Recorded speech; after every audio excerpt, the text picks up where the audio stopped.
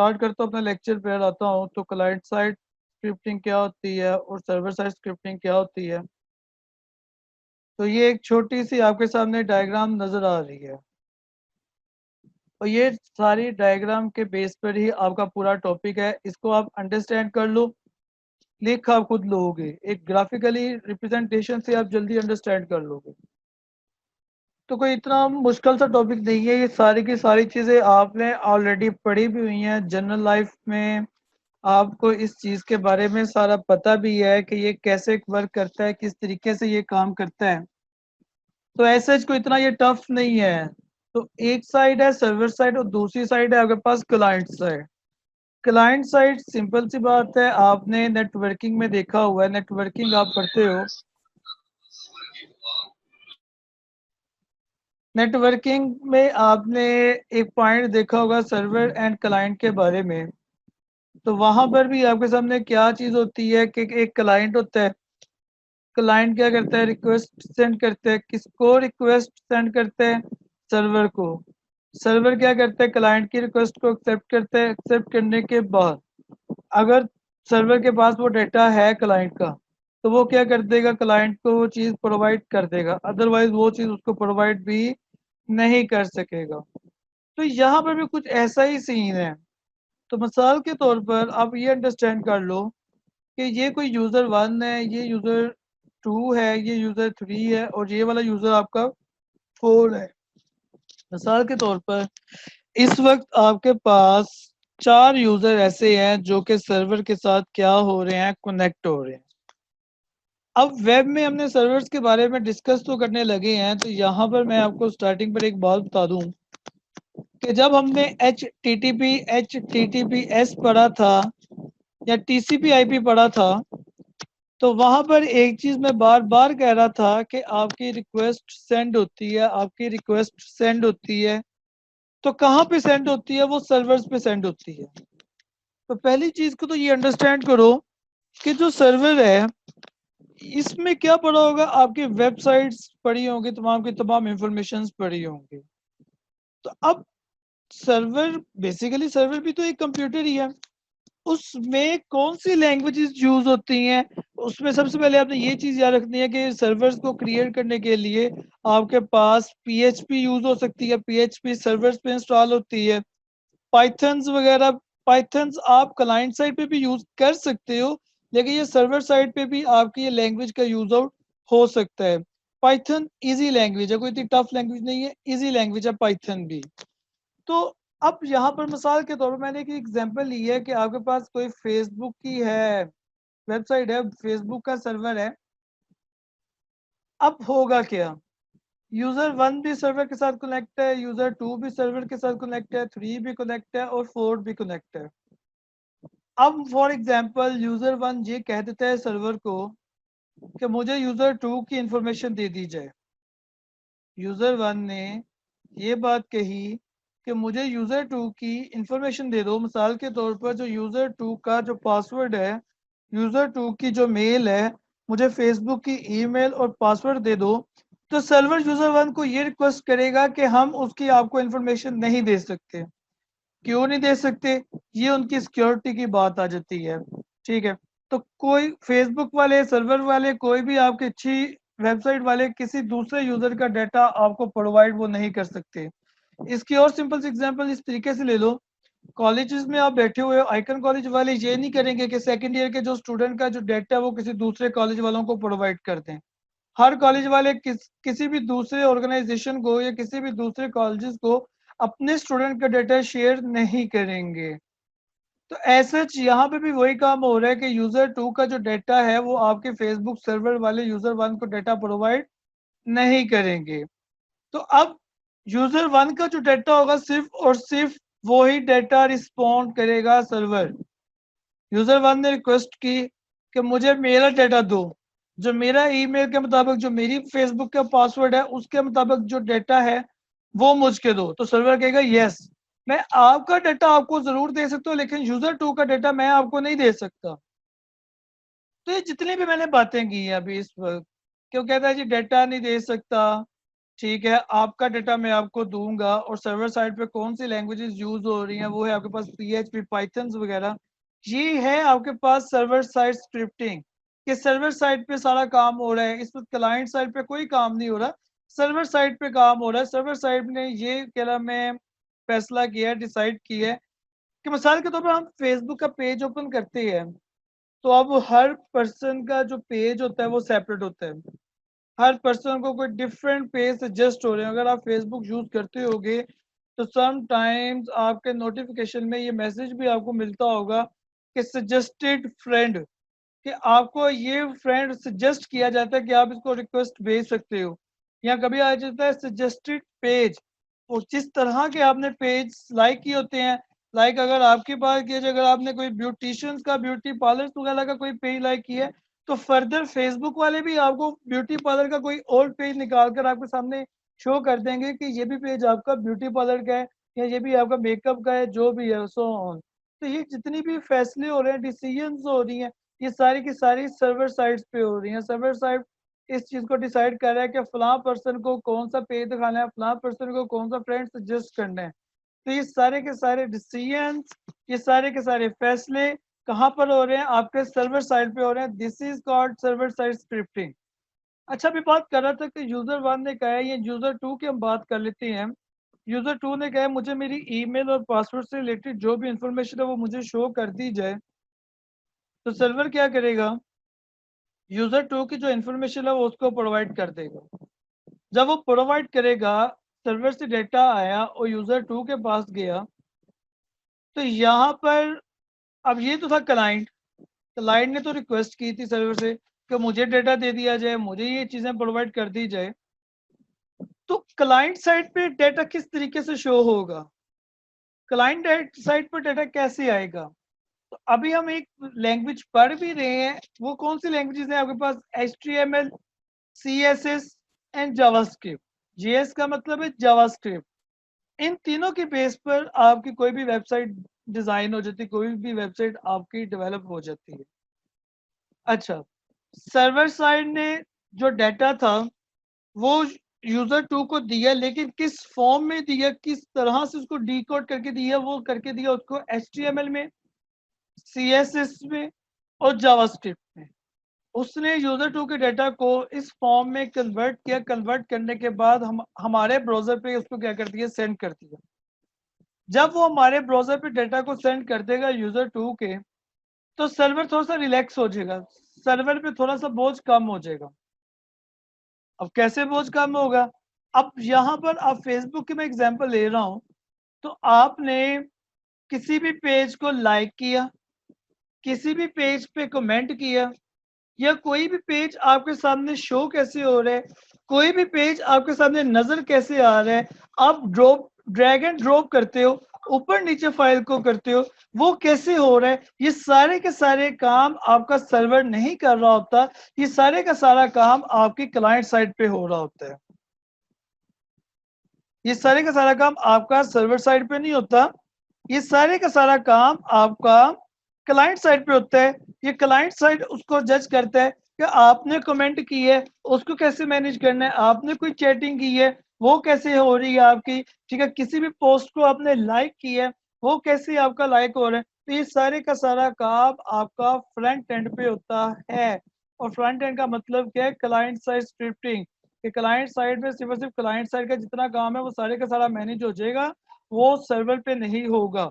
जो भी काम है सर्वर ने एक दफा डेटा क्लाइंट को दे दिया, अब आपके ब्राउजर उसको मैनेज करते हैं कि डेटा को मैंने किस तरीके से शो करना है। आप लाइक करते हो उसको भी आपका क्लाइंट साइड ही मैनेज करते हैं, आप कोई कमेंट करते हो उसको भी क्लाइंट साइड ही मैनेज करते हैं, आप कोई चैटिंग करते हो उसको भी आपका क्लाइंट साइड ही मैनेज करते हैं, ठीक है, आप ऊपर नीचे पेज करते हो ये भी आपका क्लाइंट साइड का ही पार्ट है। तो अब जब आपने फेसबुक को लॉग आउट किया, फिर वो आपके सर्वर पे डेटा जाएगा। तो यहाँ पर एक बात ये याद रख लेनी है कि सम टाइम जब आप अपने फेसबुक को लॉग आउट करते हो तो सर्वर और क्लाइंट के दरमियान में एक हैंडशेक हो जाता है। हैंडशेक का मतलब ये हुआ कि क्लाइंट से अब डेटा आपका वापस सर्वर पे जाना है तो सर्वर को दोबारा से इन होना पड़ेगा, सर्वर को दोबारा से इन्वॉल्व होना पड़ेगा आपके स्ट्रक्चर में। तो डेट्स इट, यही आपका server and client side scripting था। अगर मैं थोड़ा सा ओवरव्यू जल्दी से बता दूं तो यहाँ पे बात ये आ जाती है कि सर्वर में आपके पास जो लैंग्वेज यूज होती है वो आपके पास PHP पाइथन वगैरह यूज हो रही होती हैं। तो इसके साथ आपके यूजर्स कनेक्ट हैं। कोई भी यूजर किसी दूसरे यूजर के डाटा को मांगेगा कि मुझे फला यूजर के डाटा को दे दिया जाए, तो सर्वर कहेगा कि हम वो चीज़ आपको प्रोवाइड नहीं करेंगे। हाँ बता, अगर आपका अपना डाटा है तो आप बताओ, हम मोस्ट वेलकम, हम आपको डाटा आपका जरूर प्रोवाइड करेंगे। तो ये जितने भी काम हो रहे हैं आपके सर्वर साइड पे हो रहे हैं, सर्वर उसको डिसाइड कर रहे हैं। अब ऐसे ही मैंने यहाँ पर एक बार ये भी बताई थी, फेसबुक की मैं एग्जांपल आपको दे रहा हूँ, चूंकि फेसबुक सारे यूज करते होंगे। तो समटाइम्स आपके नोटिफिकेशन में आपको आ रहा होगा सजेस्टेड फ्रेंड के बारे में कि कौन सा फ्रेंड आपको हम सजेस्ट कर रहे हैं या कौन सा पेज आपने मोस्टली लाइक किया है, जो आप पेज मोस्टली यूज करते हो या जिस साइट पर आप मोस्टली जाते हो, यूज करते हो साइट को। तो फिर उसी टाइप की वो अदर भी आपके पास सजेशंस आने शुरू हो जाती हैं कि आप ये काम कर लो, आप ये पेज लाइक कर सकते हो, आप जो पेज मोस्टली यूज करते हो उससे रिलेटेड ये पेज हो सकता है। तो ये जितने के जितने डिसीजंस हो रहे हैं ये सारे के सारे आपके सर्वर साइड्स पे हो रहे हैं। अब फिर क्लाइंट साइड क्या होगा? आपके अगर फेसबुक एग्जांपल ले रहा हूँ, आपने अपना डेटा दिया है, ईमेल दिया, पासवर्ड दिया है, तो वहां से डेटा आपके पास आएगा, आपके ब्राउजर्स पर आएगा। ब्राउजर पे डेटा किस तरीके से शो होगा? HTML CSS एंड जावास्क्रिप्ट की सूरत में आपके सामने डेटा शो हो जाएगा। अब आप किसी भी पोस्ट को लाइक करते हो, आप चैट करते हो, आप ड्रैग एंड ड्रॉप करते हो, आप किसी भी पेज को अप एंड डाउन करते हो, तो ये सारी की सारी जो हैंडलिंग होती है ये सारी की सारी आपकी क्लाइंट साइड पे होती है। This is called client side scripting. Topic अगर आपको अंडरस्टैंड हो जाएगा तो आप खुद भी लोगे तो उसमें कोई इशू वगैरह नहीं है। जिसको टॉपिक क्लियर हो गया वो हैंड रेज कर दे। अगर वीडियो में चीज देखी जाए तो यहाँ पर आप वेब ब्राउज़र में अपने अपने ब्राउज़र में आप वीडियोस लगाना चाहते हो। अच्छा, किसी भी स्टूडेंट को ब्लॉग्स का पता है? ब्लॉग्स किसे कहते हैं? किसी भी वेबसाइट पे अगर आप मूव करें तो वहां पे ब्लॉग्स होते हैं, किसी को?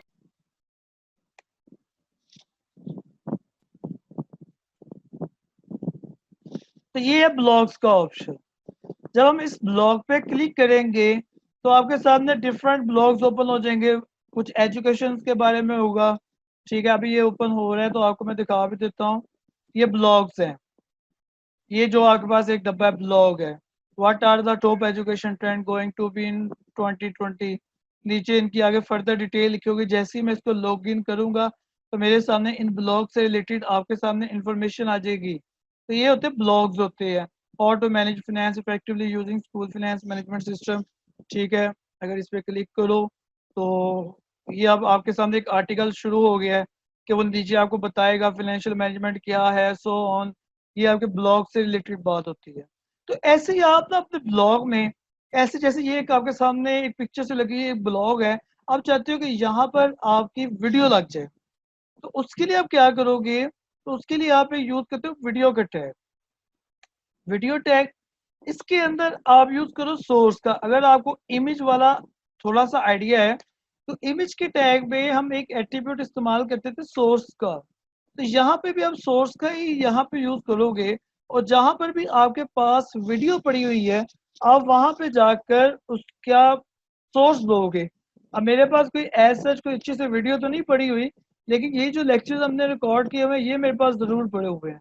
तो अगर मैं इसी का ही यहाँ पे सोर्स दूं तो मेरे पास इस वक्त फाइल का नेम क्या है? जूम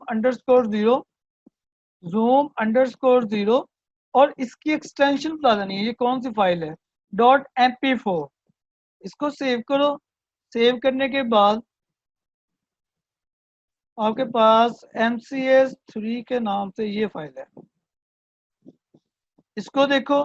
तो ये एक वीडियो आपके सामने आ रही है, लेकिन ना तो इसका कोई प्ले का ऑप्शन आ रहा है और ये बहुत बड़ी भी है। आपने इसको सेट भी करना है, इसको स्मॉल करना है, तो उसके लिए आपको सेट करने पड़ेगा, उसकी विड्थ रखनी पड़ेगी। मिसाल के तौर पे मैं विड्थ 500 पिक्सल्स की रख देता हूँ। सेव करो।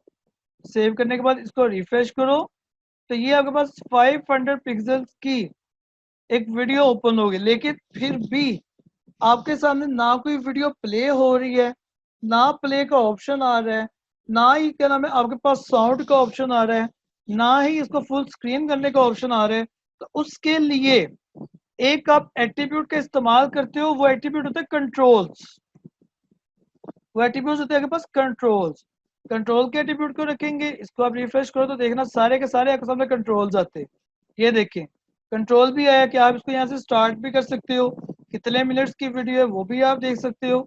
यहाँ पर आप साउंड को भी बंद कर सकते हो, फुल स्क्रीन भी कर सकते हो, एंड फर्दर आपके पास पिक्चर्स इन पिक्चर्स आ रहे हैं, तो ये आपको कोई इतना खास नहीं है। तो अब यहाँ से प्ले करो तो आपकी ये वीडियो प्ले हो गई। ठीक है, तो यहाँ पर आप आपका ये सारे का सारा डेटा जो फर्स्ट लेक्चर था आपका, तो उसका जो भी आपका सोर्स था वो मैंने सोर्स दिया सबलाइम के अंदर। ठीक है, सोर्स के अंदर मैंने उसकी एक्सटेंशन बताई, एक्सटेंशन बताने के बाद उसकी विड्थ वगैरह आप सेट कर लो। सेट करने के बाद आप उसके कंट्रोल दे दो, तो आपके ब्राउजर्स में क्या हो जाएगा, आपकी वीडियो अप्लाई हो जाएगी, आपकी वीडियो आ जाएगी। तो यहाँ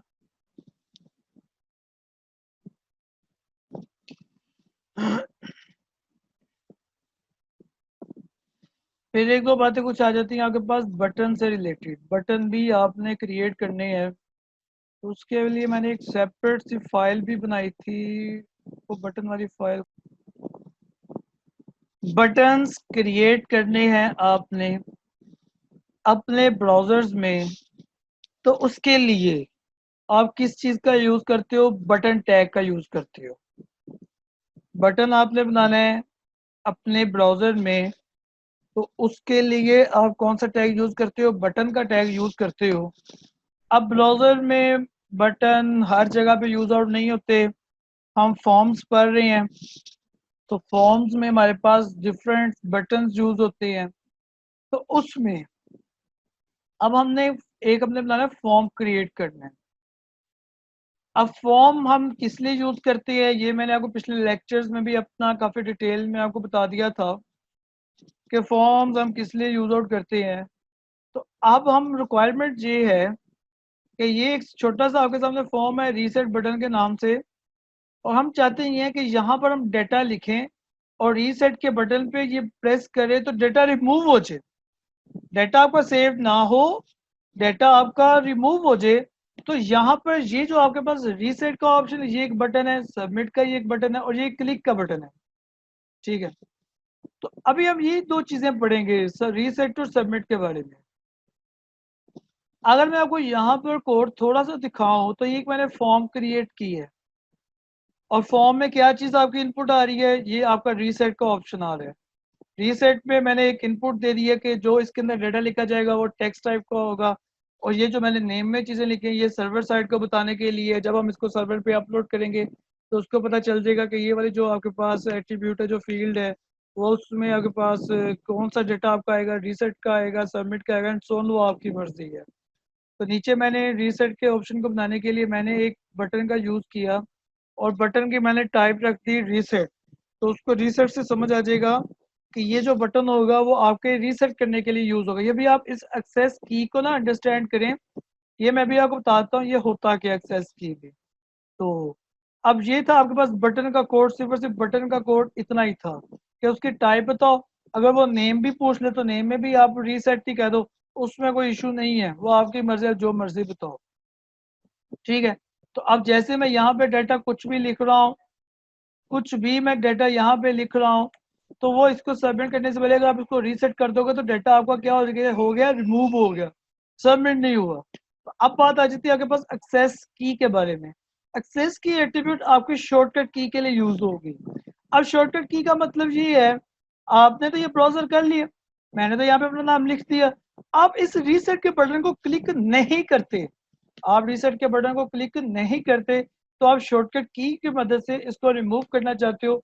तो अगर तो आपने अपने ब्राउजर में एक्सेस की का यूज किया है, एक्सेस की इज इक्वल्स टू आर, तो आप इसका यूज कर सकते हो। आल्ट प्लस आर के बटन को जैसे ही प्रेस करोगे, आल्ट प्लस आर का जो बटन है उसको आप जैसे ही प्रेस करोगे, तो जो डेटा आपका इसके अंदर लिखा होगा वो रीसेट हो जाएगा। अगर अपने लेक्चर को खत्म करूं कि यहाँ पर एक मैंने ऑप्शन लगाया है ऑन क्लिक का, तो अभी इस चीज़ को परेशान ना हो, मैंने ये ज़रूर किया लेकिन मेरा उस पर अभी वर्क हुआ नहीं। जो मेरी रिक्वायरमेंट्स हैं उस पर मैं देख रहा हूँ कि ये मेरा वर्क क्यों नहीं हुआ। तो ये थोड़ा सा मैं आपको थोड़ा सा स्किप कर रहा हूँ, ये अल्टर के बारे में नहीं बता रहा, इतना नहीं चीज़ नहीं आपको बता रहा, ये चीज़ मैं आपके साथ कल डिस्कस करूँगा। लेकिन जाते जाते एक चीज़ आपको बताता चलूँ, फॉर्म में दो चीज़ें होती है, फॉर्म में मेथड्स यूज होते हैं। दो मेथड्स हो सकते हैं, एक पोस्ट मेथड होता है और एक गेट मेथड होता है। तो इन दोनों में फर्क इतना है, अगर आप गेट का मेथड यूज करते हो, अगर आप गेट का मेथड यूज करते हो तो बेटे जितना भी आपका डेटा सबमिट होगा तो आपको यहाँ पे यूआरएल पे वो डेटा शो हो जाएगा। अभी ऐसे मैं कोई करके नहीं दिखा रहा, लेकिन मैं आपको ये भी कल करके दिखाऊंगा कि अगर तो मैं मेथड गेट का यूज करता हूँ, यहाँ पर पोस्ट की जगह पे गेट का मैं यूज करता हूँ, तो जितना भी डेटा मेरा सबमिट होगा वो सारे का सारा डेटा मुझे यहाँ पे शो होगा। तो अगर मैं यहाँ पे अपना मेथड पोस्ट का यूज करता हूँ तो जितना भी मैं डेटा सबमिट करूँ तो वो मुझे यहाँ पे शो नहीं करेगा। तो यही दो मेथड्स थे आपके पास गेट और पोस्ट के। तो यहाँ तक